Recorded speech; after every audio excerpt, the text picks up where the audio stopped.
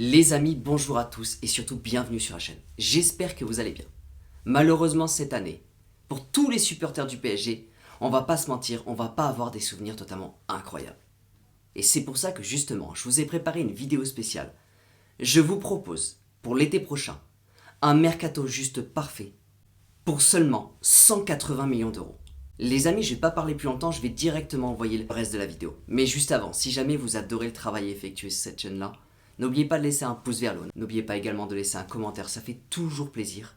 Et surtout, on a un gros objectif, d'atteindre la barre des 5000 abonnés avant le mercato d'été. Les amis, merci beaucoup pour votre soutien, et je démarre tout ça juste après l'introduction.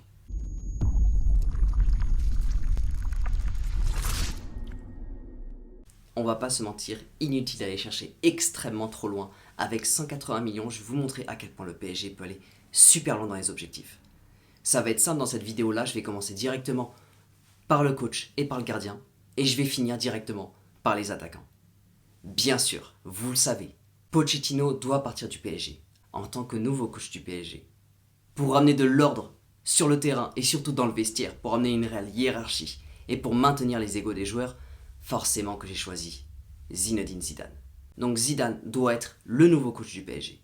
Et je vais attaquer directement par le gardien, mon choix numéro 1. Je sais qu'il y a une énorme concurrence entre les gardiens en ce moment, je sais qu'il est réellement extrêmement difficile de choisir entre Donnarumma et Navas. Mais depuis le Real Madrid, il y a une énorme baisse de niveau de la part de Donnarumma. Malheureusement, vous le savez tous, le choix reste difficile, mais Donnarumma ne sera nul autre que l'avenir du PSG. Lorsque Navas partira, Donnarumma sera la relève. Alors, est-ce qu'il a été mal utilisé à certains moments? Peut-être. En tout cas, Donnarumma, malheureusement, nous ne pouvons pas le garder pour l'année prochaine dans de telles conditions. Quand on voit le match qui s'est passé contre Marseille, ça laisse quand même légèrement à désirer. Mais Donnarumma ne doit pas quitter le PSG pour autant. Donnarumma, après avoir été remis dans de bonnes conditions avec un réel coach, Donnarumma, vous verrez qu'il reprendra sa place et qui sera le futur gardien légendaire du PSG.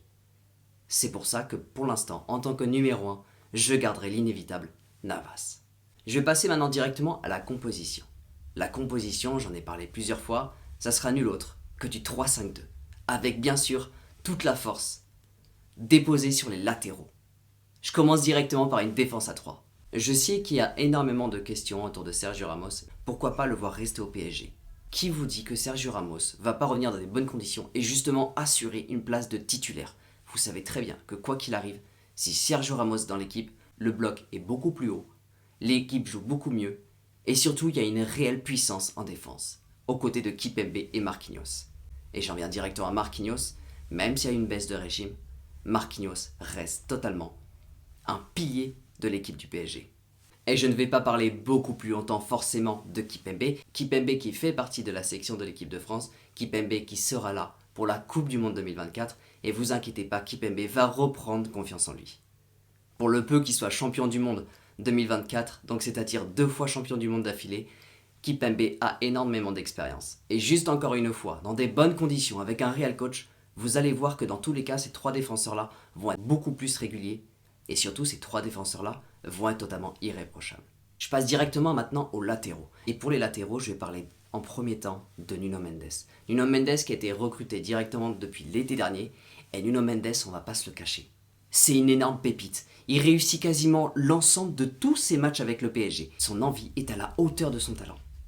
Nuno Mendes doit rester au PSG, et surtout Nuno Mendes va continuer de progresser sur son couloir gauche avec le PSG. À chaque match, il arrive complètement à trouver des combinaisons, que ce soit avec Neymar ou Mbappé. On peut sûrement se dire que Nuno Mendes sera complètement l'avenir du PSG. Et bien sûr, quand on parle du deuxième latéral, on va directement passer côté droit avec Hakimi. Et je sais qu'il y a beaucoup de rumeurs qui traînent, comme quoi Hakimi ne serait pas heureux au PSG. Alors le problème, c'est que s'il s'avère que c'est vrai, s'il s'avère que Hakimi est vraiment sur le point de partir du PSG, je peux vous assurer que ce serait une énorme bêtise de la part du PSG de ne pas porter les yeux sur un tel joueur et surtout ne pas tout faire pour qu'il reste au PSG et surtout le mettre dans des bonnes conditions.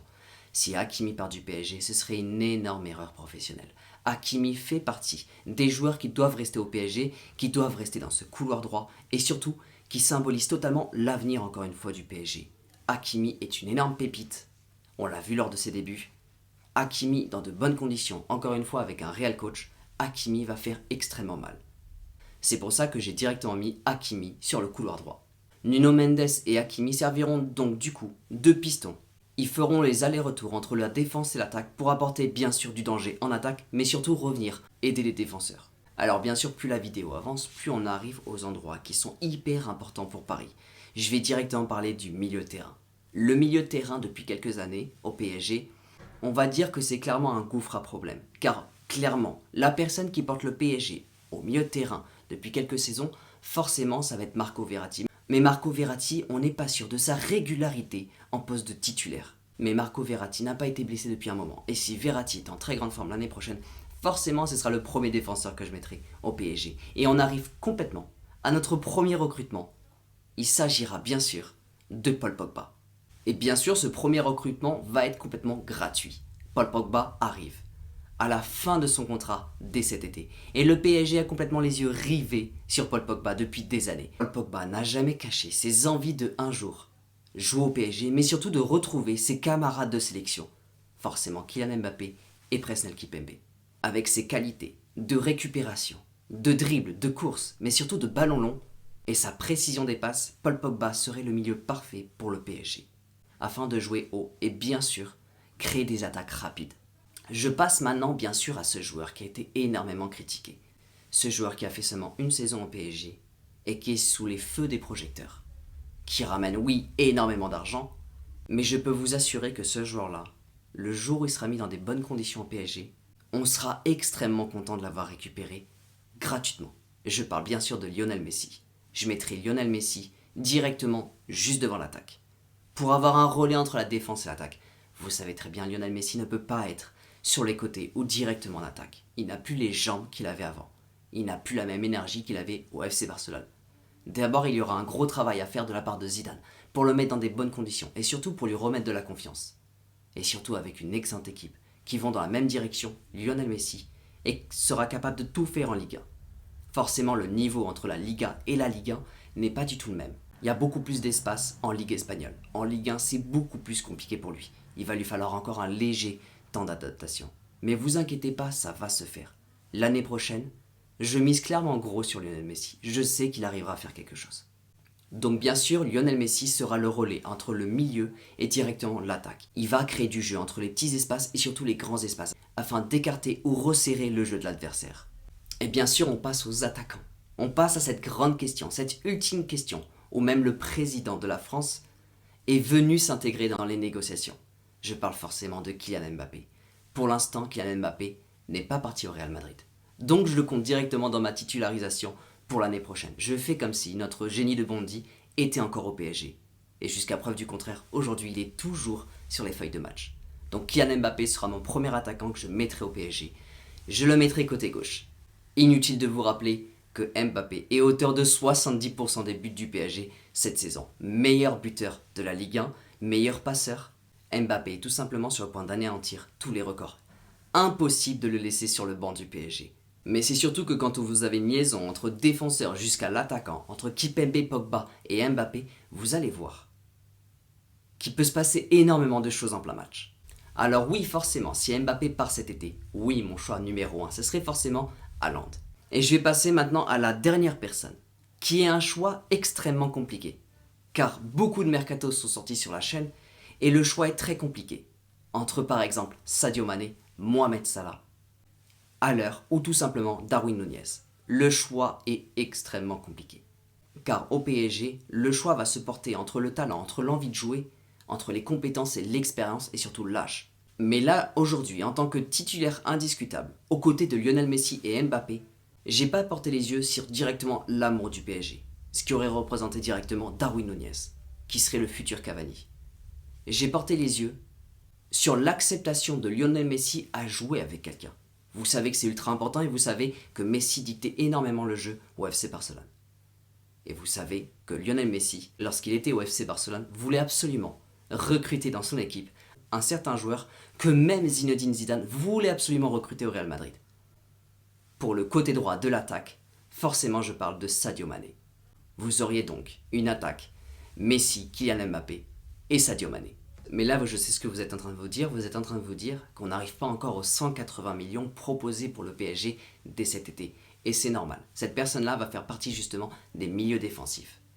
Cette personne-là va être extrêmement compliquée à récupérer depuis Liverpool. Mais en même temps, ça va pas être si compliqué à récupérer finalement. Je vais vous expliquer pourquoi. Cette personne-là, je l'aurais mis à la place de Verratti. Mais je n'enlève pas Verratti aussi facilement. Donc cette personne-là serait nul autre que Fabinho au milieu de terrain, aux côtés de Paul Pogba. C'est pour ça que je mets directement Fabinho pour le moment sur le banc des remplacements. Alors encore une fois, vous allez me dire, mais comment tu peux aller récupérer un Fabinho directement depuis Liverpool? Et c'est à ce moment-là que je vous réponds directement, même chose que pour Sadio Mané. Ne pensez pas que les joueurs vont rester éternellement à Liverpool. Car même si Liverpool est en train de grandir depuis plusieurs années, avec justement un directeur sportif totalement hors du commun, Michael Edwards, et surtout un Klopp, qui a fait des merveilles à Liverpool, Klopp n'est pas sûr de prolonger son contrat. Donc il y aurait un possible départ de la part de ce coach qui a fait énormément de bien à Liverpool. Donc pourquoi pas justement arriver à récupérer un Fabinho et justement un Sadio Mané. Je vous mets maintenant directement toute l'équipe type, avec un coach forcément, Zinedine Zidane, qui va apporter tellement de bonnes choses au PSG, qui va justement remettre tout cet ordre, toute cette cohésion d'équipe, qui va arriver à prendre chacun des joueurs du PSG et les faire intelligemment jouer ensemble durant plus d'une saison. Les amis, n'hésitez pas à bien regarder la composition d'équipe et à me dire exactement en commentaire qu'est-ce que vous auriez fait à ma place. Quel serait pour vous le choix numéro 1? Qu'est-ce que vous pensez de cette composition pour l'année prochaine? Est-ce que vous pensez sincèrement qu'on peut enfin se mettre des gros objectifs en tête? J'espère sincèrement que cette vidéo vous a plu et surtout merci à vous tous de l'avoir regardé jusqu'au bout. Merci énormément pour votre soutien. N'oubliez pas que nous avons un objectif, c'est d'aller atteindre cette barre de 5000 abonnés avant l'ouverture du mercato. Les amis, n'oubliez pas du coup de vous abonner pour être au courant de toutes les dernières vidéos qui vont sortir. Merci encore une fois d'avoir aidé cette vidéo. Surtout n'oubliez pas, prenez soin de vous et surtout n'oubliez pas, c'est hyper important. Ici c'est